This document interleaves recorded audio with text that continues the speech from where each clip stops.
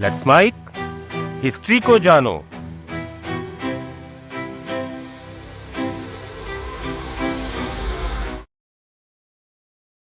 अगर मैं आपसे पूछूं आपका सरनेम क्या है तो आप तुरंत बता देंगे, जैसे कि शर्मा, वर्मा, सिंह, पटेल, यादव, चौधरी।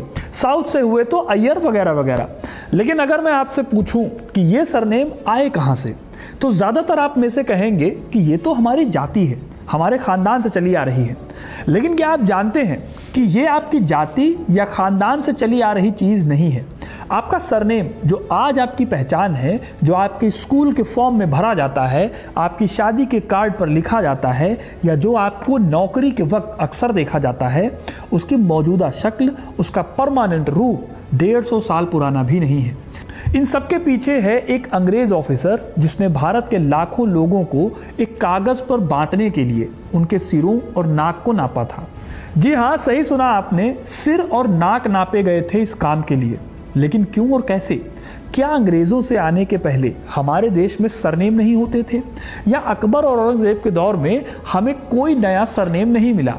आज मैं आपको बताऊंगा हमारे देश के सरनेम्स की पूरी कहानी।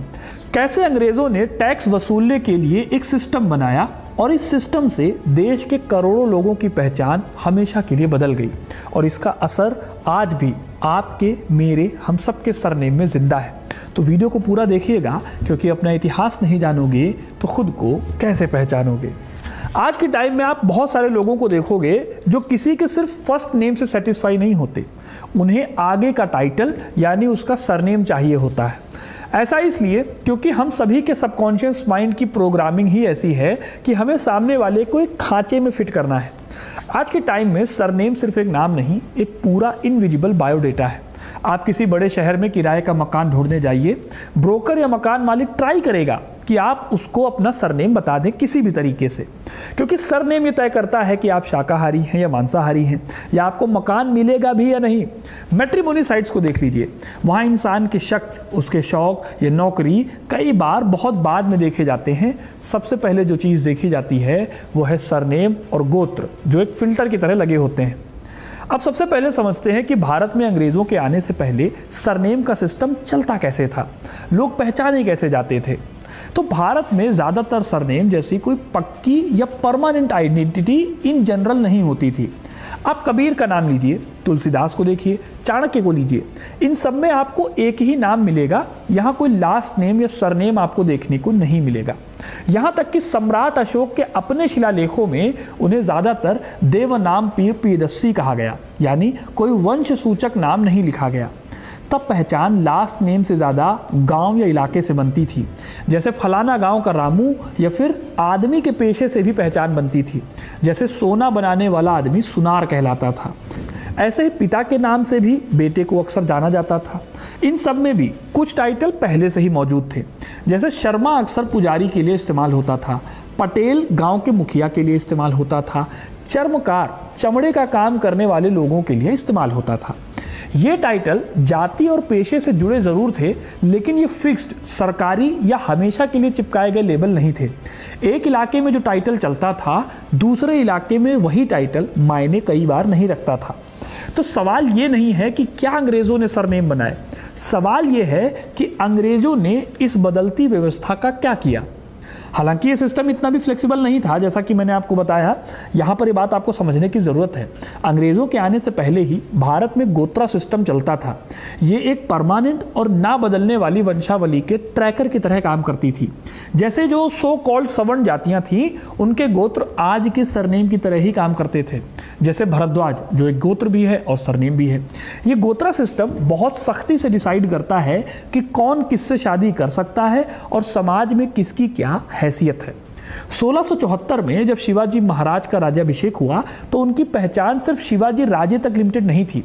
उनके राज्याभिषेक के लिए बाकायदा काशी से गागा भट्ट को बुलाया गया, जिन्होंने डॉक्यूमेंट्स के बेसिस पर उनके भोसले कुल और मेवाड़ के सिसोदिया राजपूत वंश से तार जोड़े। यानी उस दौर में भी सत्ता और सम्मान पाने के लिए कुल, गोत्र और वंश का पक्का होना सबसे ज़रूरी शर्त थी। पहचान हवा हवाई या सिर्फ फ्लेक्सिबल नहीं थी, बल्कि वो वंशावलियों के बहुत ही स्ट्रिक्ट नियमों से बंधी हुई थी। लेकिन यहाँ भी सरनेम या उपनाम और वो भी जाति सूचक। ये चीज़ें परमानेंट नहीं थी क्योंकि उसकी ज़रूरत पड़ती ही नहीं थी। ये पूरी कहानी बदलती है जब अंग्रेज भारत की राजनीति और भारत के समाज में दाखिल होते हैं। 1857 की क्रांति के बाद भारत सीधे सीधे ब्रिटिश ताज के अंदर आ गया। अब अंग्रेजों के सामने एक बड़ा चैलेंज था। करोड़ों लोग थे। इतने बड़े और इतने डाइवर्स देश का प्रशासन आखिर कैसे चलाया जाए, टैक्स कैसे वसूला जाए, लॉ एंड ऑर्डर कैसे मेंटेन किया जाए। इसका जवाब था सेंसस यानी जनगणना। 1871-72 में पहली बड़ी जनगणना होती है हमारे देश में और इसका मकसद सिर्फ गिनती करना नहीं था, मकसद था हर इंसान को एक कैटेगरी में ढालना। इस जनगणना के आधार पर जाति, धर्म, पेशा सब कुछ कागज पर दर्ज होना था, लेकिन इसमें कुछ खास कामयाबी मिली नहीं और सरनेम को लेकर कुछ खास बदलाव नहीं हुआ। जो कुछ जैसे था वो वैसे ही चलता रहा। अभी सरनेम की इस कहानी का बड़ा मोड़ थोड़ी दूर था। इसके बाद 1881 में पहली बार पूरे ब्रिटिश भारत में समकालिक जनगणना हुई और अब असली ट्विस्ट, जब हर परिवार को एक फॉर्म भरना था, एक कॉलम में सरनेम लिखना था, तो जो टाइटल पहले पेशे या इलाके के हिसाब से बदलते रहते थे वो अब हमेशा के लिए फ्रीज करने की कोशिश हो रही थी। एक और दिलचस्प बात है, ज़्यादातर इंडियंस के लिए फर्स्ट नेम प्लस सरनेम वाला यही वेस्टर्न ढांचा जो था वो नया भी था। पहले लोग सिर्फ एक नाम से जाने जाते थे, पूरा और कंप्लीट नेम, जो अपने आप में काफ़ी होता था। अंग्रेज़ों के फॉर्म बेस्ड सिस्टम ने ही सबको एक फैमिली लास्ट नेम रखने पर मजबूर किया, लेकिन यह भी सबसे बड़ा बदलाव नहीं था। अभी हमारे और आपके सरनेम में एक स्थायीपन नहीं आया था। अंग्रेज़ों ने ये सब तो तय कर लिया, लेकिन सरनेम का बेसिस क्या होगा, इसका कोई फॉर्मूला वो अभी भी बना नहीं पाए थे। और इसके लिए आता है एक ऐसा नाम जो इस कहानी का असली विलेन है, हर्बर्ट होप रिजले। 1901 में जनगणना आयुक्त बनाए गए सर हर्बर्ट होप रिजले ये बहुत ही खास कैरेक्टर थे। आपको याद दिलाऊं दोस्तों, तो ये वो दौर था जब लोगों की चमड़ी के बेसिस पर तय होता था कि वो कितना काबिल है और इसके पीछे साइंस भी घुसाने की कोशिश होती थी। ऐसे ही एक ह्यूमन साइंटिस्ट थे रिजले, जो काफ़ी फेमस थे। रिजले एक ब्रिटिश एथनोग्राफर थे जो बाद में जनगणना कमिश्नर बन गए। इनका मानना था कि भारतीय समाज को भी वैसे ही साइंटिफिक तरीके से बांटा जा सकता है जैसे बायोलॉजी में जानवरों की प्रजातियां बांटी जाती हैं। इन्होंने 1908 में अपनी एक किताब लिखी, द पीपल ऑफ इंडिया। इसमें इन्होंने दावा किया, नाक की लंबाई नापकर, सिर का साइज नापकर आप बता सकते हैं कि कोई इंसान किस जाति का है और वो जाति में कहाँ खड़ा है, मतलब वो ऊंची जाति का है या नीची जाति का है। सोचिए, एक अंग्रेज ऑफिसर स्केल लेकर इंडियंस की नाक और खोपड़ी नाप रहा है ताकि तय कर सके कि वो समाज में कहाँ फिट होते हैं। इसी सोच के बेसिस पर बनी जाति की एक बहुत ही सख्त ऊपर नीचे की रैंकिंग, जो पहले इतनी रिजिड, इतनी सब जगह एक जैसी नहीं थी। और अब यहाँ आता है असली ट्विस्ट, जब हर परिवार को एक फॉर्म भरना था, एक कॉलम में सरनेम लिखना था, तो जो टाइटल पहले पेशे या इलाके के हिसाब से बदलते रहते थे वो अब हमेशा के लिए फ्रीज हो गए। लेकिन असली सवाल अभी भी ये था कि सरनेम कैसे तय किए जाए। रिजले ने तय किया कि वो सिर्फ जातियों को नहीं गिनेंगे, बल्कि उन्हें इस तरह भी रैंक करेंगे कि सोसाइटी में उनकी हैसियत क्या है। कहने का मतलब ये है कि लिस्ट ऐसे बनानी है कि पता रहे कि जो समाज में ज़्यादा ताकत रखता है वो ऊपर रहे और कम ताकत वाला नीचे रहे। इसको समझने के लिए फ्रेंच दार्शनिक मिशेल फूको का एक विचार आपके बहुत काम आएगा, जिसे वो बायो पावर कहते हैं। आसान भाषा में समझें तो कोई भी सत्ता सिर्फ कानून और सजा से कंट्रोल नहीं करती जनता को, बल्कि वो नागरिकों के शरीर को मापकर, उन्हें नंबर देकर और फिर उन्हें टेबल्स में बांटकर भी कंट्रोल करती है। रिजले का काम इसी सोच का सबसे प्रैक्टिकल चेहरा था। उन्होंने और उनकी टीम ने हजारों इंडियंस की नाक की चौड़ाई यानी नेजल इंडेक्स और सिर का आकार नापा, ये दावा करते हुए कि ये जातीय ऊंच नीच का साइंटिफिक एविडेंस है। उनका लॉजिक था कि जिनकी नाक पतली है वो आर्य वंश से जुड़े हुए हैं, जिनकी नाक चौड़ी है वो द्रविडियन है। अब आज ये सब कुछ बहुत ज़्यादा कंट्रोवर्शियल है क्योंकि रिजले के कई कंक्लूजन बहुत ही छोटे सैंपल्स, कभी कभी सिर्फ 30-40 लोगों के सर्वे पर ही बेस्ड होते थे। लेकिन ट्राई पूरा किया गया कि लोगों को उनकी बनावट के हिसाब से रंग दिया जाए। इंटरेस्टिंग बात यह भी है कि खुद उस दौर के कुछ ब्रिटिश एथनोग्राफर जैसे विलियम क्रूक रिजले के इस पूरे रेसिज्म वाले सिद्धांत से सहमत नहीं थे।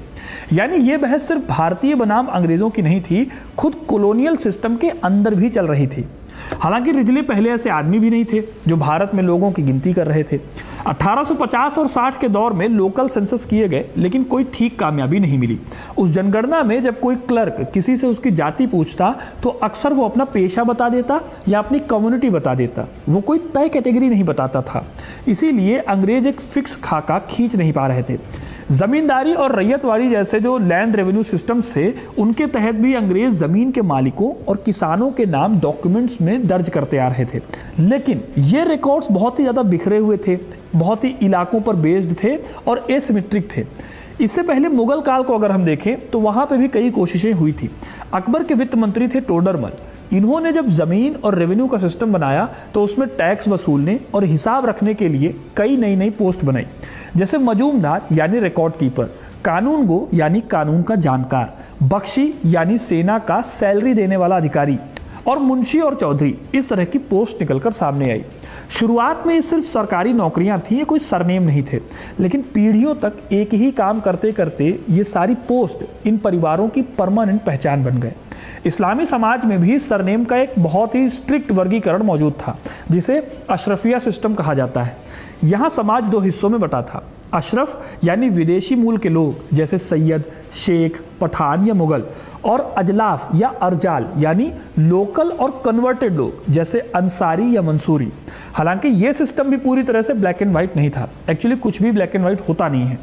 लाखों लोकल मुसलमानों ने अपने धर्मांतरण के बाद भी अपना पुराना जमींदारी या पेशे वाला टाइटल जैसे चौधरी या पटेल बरकरार रखे। इन्होंने भारतीय पहचान के इस ताने बाने को और उलझा दिया। यानी मुगलों ने एडमिनिस्ट्रेशन के जरिए कुछ नाम फिक्स किए, पुजारियों ने अपनी किताबों में वंशावलियां फिक्स की, लेकिन ये सब अलग अलग हिस्सों में बटा हुआ था, एक सेंट्रल सिस्टम नहीं था। अंग्रेज़ों के लिए ये सब कुछ काफ़ी नहीं था। उन्हें एक ऐसी सिंगल देशव्यापी और एक समान ढांचा बनाना था जो हर परिवार को हमेशा के लिए एक तय आइडेंटिटी दे दे। वही काम आगे चलकर जनगणना ने किया, यानी भारत का सामाजिक ढांचा जो सदियों से लोकल, लचीला और बदलता रहता था, अंग्रेज़ों के हाथ एक परमानेंट फाइलिंग सिस्टम में बदल गया। और इंसान की पहचान अब उसकी मेहनत या हुनर से नहीं, एक कॉलम में लिखे शब्द से तय होने लगी। और यहीं से वो सरनेम बनने शुरू हुए जो आज भी हमारे आसपास घूम रहे हैं। जो मिट्टी के बर्तन बनाता उसे संस्कृत के कुंभकार से कुम्हार लिख दिया गया। जो लोहे का काम करता वो लोहार बन गया। जो तेल पेरता और तेल बेचता वो तेली कहलाया। सोना चांदी का काम करने वाला सोनार या सोनी बना। कपड़े धोने वाला धोबी, बाल काटने वाला नाई और बाग बगीचे खेती का काम करने वाला माली। ये सारे नाम पहले से मौजूद तो थे। गांव में कोई खुद को कुम्हार या लोहार बोल भी लेता था, लेकिन ये सिर्फ बोल चाल का तरीका था। ये कोई पक्का दर्ज सरनेम नहीं था। जनगणना के क्लर्क्स ने इन्हीं ढीले ढाले पेशा नामों को उठाया। हर परिवार के आगे एक फिक्स और स्पेलिंग तक फिक्स की गई और उसे एक कैटेगरी की तरह चस्पा कर दिया, और यही कैटेगरी आगे चलकर एक परमानेंट सरनेम बन गई। भले ही परिवार अगली पीढ़ी में वो काम करना छोड़ दे, लेकिन ये सरनेम लगा रहा। जो सुनार कल कहीं और जाकर खेती करने लगे, उनका बेटा भी सुनार सरनेम के साथ दर्ज हो गया या सोनी सरनेम के साथ दर्ज हो गया। जो टाइटल कभी सिर्फ ये बताता था कि मेरे दादा का काम क्या था, वो अब एक सरकारी, एक वंशानुगत और कभी ना बदलने वाला जाति चिन्ह बन गया। स्कूल के रजिस्टर में, ज़मीन के कागजात में और बाद में राशन कार्ड और वोटर लिस्ट में। यही वजह है कि आज कोई सोनी सरनेम वाला बंदा सॉफ्टवेयर इंजीनियर हो सकता है और कोई लोहार वकील, पर सरनेम वही पुराना पेशा टैग ढो रहा है। और उसके पीछे असली काम रिजले ने किया था, जिसने रेसिज्म को अपनी थ्योरी का आधार बनाया, जिसके बारे में मैंने थोड़ी देर पहले आपको बताया था। अब ये सब हो कैसे रहा था, ये समझाने के लिए मैं आपको 5 अलग अलग सरनेम्स की कहानी बताता हूँ। देश के 5 अलग अलग कोनों से ये सरनेम्स हैं, जिन्हें देखकर आप पता कर पाएंगे कि ये पूरा पैटर्न सिर्फ एक इलाके तक लिमिटेड नहीं था। जैसे पहला सरनेम जो है वो सबसे पॉपुलर है शर्मा। नॉर्थ इंडिया में शर्मा शब्द बहुत ज़्यादा इस्तेमाल करने को दिखता है। यह शब्द संस्कृत के शर्मण से आया है, जिसका मतलब होता है सुख या आशीर्वाद देने वाला, यानी एक तरह से पुजारी वर्ग। पहले ये टाइटल कई ब्राह्मण परिवार इस्तेमाल करते थे, लेकिन ये कोई एक जैसा हर जगह बराबर मतलब रखने वाला सरनेम नहीं था। जब कॉलोनियल डॉक्यूमेंटेशन और स्कूल सरकारी रिकॉर्ड्स में लोगों को एक फिक्स्ड सरनेम भरना पड़ा, तो शर्मा उत्तर भारत के लाखों परिवारों के लिए परमानेंट आइडेंटिटी बन गया। चाहे वो पुरोहिती करें या ना करें। ऐसे ही पटेल जो आया है वो पट्टीदार से आया है, यानी गांव का मुखिया, वो शख्स जो गांव के रेवेन्यू और ज़मीन के हिसाब किताब का जिम्मेदार होता था। ये असल में एक पोस्ट होती थी, एक जिम्मेदारी थी, कोई खानदानी जाति चिन्ह ये नहीं था। लेकिन जैसे जैसे कॉलोनियल लैंड रेवेन्यू सिस्टम लागू हुआ, ये पोस्ट वंशानुगत यानी हेरिडिटरी बनती गई और आखिरकार पटेल गुजरात के सबसे बड़ी कम्युनिटी का परमानेंट सरनेम बन गया। ऐसे दलित कम्युनिटी में भी कुछ सरनेम सीधे चमड़े के काम से जुड़े थे। कॉलोनियल दौर में जब जाति आधारित भेदभाव और गहरा हुआ तो कई परिवारों ने ईसाई धर्म, बौद्ध धर्म या दूसरे धर्मों में जाकर नए सरनेम अपनाए ताकि इस थोपे हुए लेबल से बच सकें। ये दिखाता है कि सरनेम सिर्फ पहचान नहीं था, ये कभी कभी शोषण के चलते एक बोझ भी बन गया जिससे लोग बचना चाहते थे। ऐसे ही बंगाल में मुखर्जी, बैनर्जी और चटर्जी सरनेम थे जो ब्राह्मण उपाधियों से निकले। ये सरनेम गांव या मंदिर से जुड़ी सेवा के आधार पर मिलते थे। कॉलोनियल बंगाल में जहां अंग्रेजी शिक्षा और सरकारी नौकरियां सबसे पहले पहुंची, इस सरनेम वाले परिवारों को प्रशासनिक और एजुकेशनल फायदा भी मिला, क्योंकि डॉक्यूमेंटेशन की ये सिस्टम यहीं पर सबसे ज़्यादा मजबूत हुई। तमिलनाडु और केरल में अय्यर और अयंगर टाइटल अलग अलग ब्राह्मण उप संप्रदायों को दर्शाते थे। मंदिर परंपरा और दार्शनिक विचारधारा के आधार पर ये बटे हुए थे। यहाँ भी कॉलोनियल सेंसस ने इन टाइटल्स को उसी सख्ती से दर्ज किया जैसा बाकी देश में हुआ। इससे ये रीजनल पहचान नेशनल लेवल पर एक परमानेंट सरनेम में बदल गई। तो चाहे नॉर्थ हो या साउथ हो, ईस्ट हो या वेस्ट हो, पैटर्न सब जगह एक जैसा था। एक टाइटल जो कभी काम, पद या सेवा को दर्शाता था, कॉलोनियल डॉक्यूमेंटेशन की वजह से हमेशा के लिए एक परिवार से चिपक गया। हालांकि रिजले के इस कारनामे से पहले ही अंग्रेज भारत में एक ऐसा कानून ला चुके थे जिसमें भारत के लोगों को उनकी रंगत और उनके बैकग्राउंड की वजह से बहुत क्रूर तरीके से कुचला जा रहा था। 1871 में क्रिमिनल ट्राइब्स एक्ट आया। इस एक्ट में कई घुमंतू, खानाबदोश और वनवासी समुदायों को जन्मजात अपराधी घोषित कर दिया गया।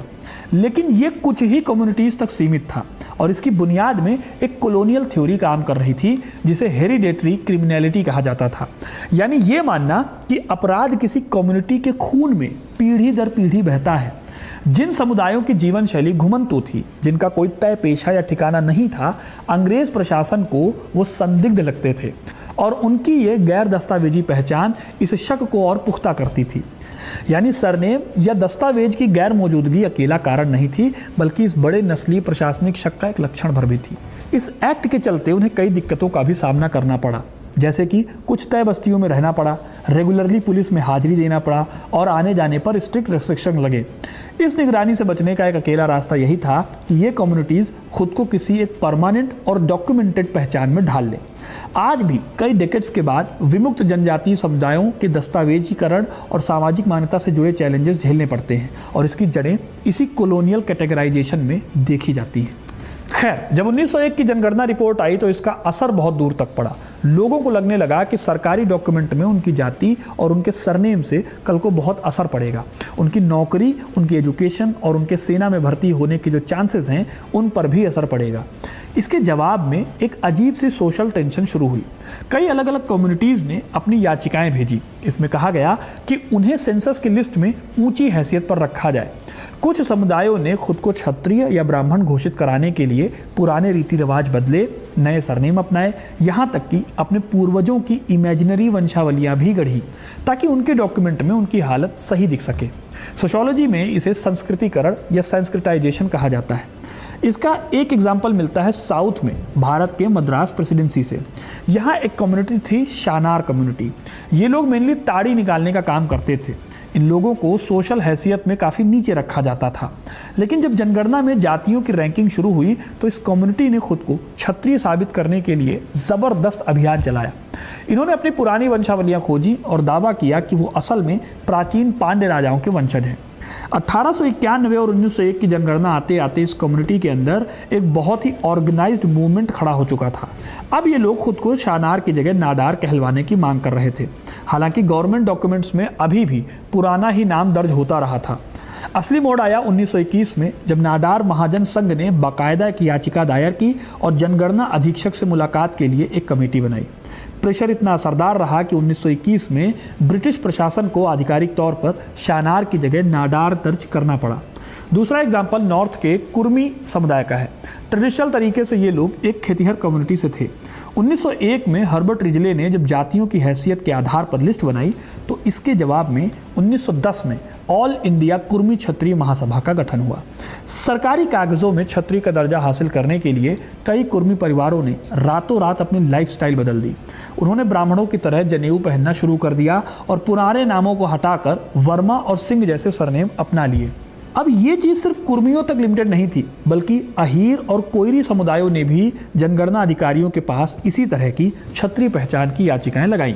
खैर, ये तो हो गई कहानी सरनेम की। 1947 में अंग्रेज चले गए, लेकिन जो डॉक्यूमेंट का ढांचा उन्होंने खड़ा किया वो भारत की आज़ाद लोकतांत्रिक सिस्टम का भी हिस्सा बन गया। आज़ादी के बाद अनुसूचित जातियों, जनजातियों और बाद में ओबीसी यानी अन्य पिछड़ा वर्ग के लिए जो आरक्षण की पॉलिसीज बनी वो बड़े पैमाने पर 1931 और उससे पहले की कॉलोनियल सेंसस के डॉक्यूमेंट्स पर बेस्ड थी। ये एक बहुत बड़ा विरोधाभास है। जिस वर्गीकरण को ख़त्म करना था उसी को सामाजिक न्याय का औजार भी बनाना पड़ा, क्योंकि जो मौजूदा ढांचा था या मौजूदा जो डेटा था वो उसी ढांचे में मौजूद थे। यानी आज भी जब कोई सरकारी फॉर्म आपकी जाति या कैटेगरी पूछता है, वो प्रोसेस चाहे उसका मकसद कितना भी अच्छा क्यों ना हो, वो उसी पुराने वर्गीकरण के ढांचे से गुजर कर आती है। अब यहाँ एक बड़ा सवाल उठता है जिस पर इतिहासकार दशकों से बटे हुए हैं, और इस सवाल को आसान भाषा में समझें तो ये है कि क्या अंग्रेज़ों ने जाति और सरनेम को जीरो से गढ़ा या सिर्फ पहले से मौजूद चीज़ को कागज़ पर उतारा। फ्रेंच सोशियोलॉजिस्ट लुई ड्यूमा का मानना था कि भारत में जातिगत हायरार्की एक बहुत पुरानी आइडियोलॉजिकल स्ट्रक्चर है। इसे मनुस्मृति जैसे ग्रंथों ने सैद्धांतिक आधार दिया और ब्रिटिश सेंसस के ऑफिसर्स ने मेनली इसका रिकॉर्ड भर रखा। लेकिन 20वीं सदी के आखिरी दशकों में उत्तर औपनिवेशिक इतिहासकारों ने इसे यानी पोस्ट कॉलोनियल हिस्टोरियंस ने इसे बहुत सीरियस चैलेंज दिया। इतिहासकार निकोलस डर्क्स अपनी किताब कॉस्ट ऑफ माइंड में तर्क देते हैं कि आधुनिक जाति व्यवस्था जिस कठोर अखिल भारतीय रूप में आज दिखती है वो प्राचीन भारत की सीधी विरासत नहीं बल्कि औपनिवेशिक प्रशासन और वर्गीकरण से आकार पाती है। मानव विज्ञानी बर्नार्ड कोहन ने अपनी रिसर्च में दिखाया कि जनगणना ने सिर्फ आबादी नहीं गिनी बल्कि एक नए सोशल स्ट्रक्चर को कागज पर गढ़ा। समकालीन इतिहासकार सूजन बेली इन दोनों के बीच में एक बैलेंस नजरिया रखती हैं। उनके मुताबिक प्री कॉलोनियल भारत में भेदभाव पहले से था, ठीक जैसा कि अंबेडकर के पेशवाकालीन जिक्र से झलकता है। अंग्रेज़ों ने इसे जीरो से नहीं बनाया, लेकिन इसे एक अखिल भारतीय और बहुत ही स्ट्रिक्ट और स्टेट स्पॉन्सर्ड संस्था में बदलने का काम काफ़ी हद तक किया। और ये काम कॉलोनियल जनगणना तंत्र ने किया, यानी जो कॉलोनियल सेंसस हो रहा था वहाँ से। और ये बहस सिर्फ ऊपर से नहीं थोपी गई, कई कम्युनिटीज़ के रिप्रेजेंटेटिव्स ने भी खुद प्रशासन से संपर्क करके अपनी सिचुएशन को बेहतर करने की कोशिश की। यानी ये सत्ता और समाज के बीच एक बहुत ही कॉम्प्लेक्स और दो तरफा बातचीत थी, न पूरी तरह से अंग्रेज़ों की साजिश, न पूरी तरह से सिर्फ एक पुरानी परंपरा। इस पूरे इतिहास के खिलाफ भारत में कई सारे रिएक्शंस भी हुए। 20वीं सदी के मध्य में खास तौर पर तमिलनाडु में पेरियार की लीडरशिप में द्रविड़ आंदोलन ने जाति सूचक सरनेम्स को कॉलोनियल और सोशल ऊंच नीच का प्रतीक माना। इस आंदोलन का असर यह हुआ कि कई लोगों ने अपने नाम से जाति सूचक उपनाम हटाने का फैसला किया। यह इस बात का बहुत बड़ा सबूत है कि समाज के एक हिस्से ने खुद पहचान लिया था कि उनका सरनेम विरासत से ज़्यादा उनके लिए एक बंधन है। तो पूरी कहानी को अगर आसान भाषा में समेटें तो ये किसी एक रंग में रंगी हुई कहानी नहीं है। सरनेम खुद हजारों साल पुरानी परंपरा नहीं बल्कि इंसानी समाज के बढ़ने के साथ पैदा हुई एक प्रैक्टिकल ज़रूरत थी जो दुनिया में अलग अलग जगह पर अलग अलग टाइम पर विकसित हुई। भारत में ये ज़रूरत हमेशा से लिक्विड तरीके से होती थी, पेशे, जगह या पद के आधार पर, लेकिन इस लिक्विडिटी को समतावादी समझना एक बड़ी भूल है। अपनी ही जाति में शादी करना हो या फिर जातिगत जो हायरार्की है उसकी जड़ें बहुत गहरी और पुरानी थी जो गोत्रा सिस्टम वगैरह में दिखती हैं।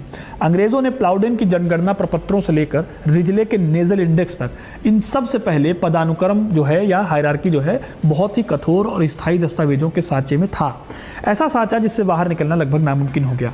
तो अगली बार जब आपका सरनेम इंजीनियर या डॉक्टर या पटेल हो या शर्मा या वर्मा हो तो उस नाम के आधार पर कोई आपको किसी खांचे में फिट करने की कोशिश करे तो याद रखिएगा वो अक्सर आपके हज़ारों साल पुराने इतिहास को नहीं बल्कि 125 साल पहले भारत के एक प्रशासनिक रजिस्टर की छाया को पढ़ रहा होता है।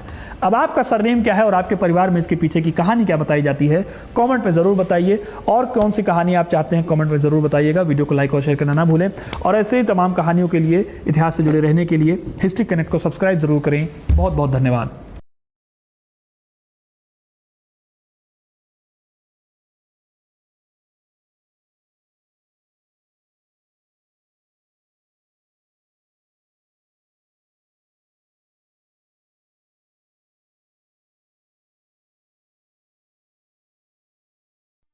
आप सुन रहे थे let's mic more than radio.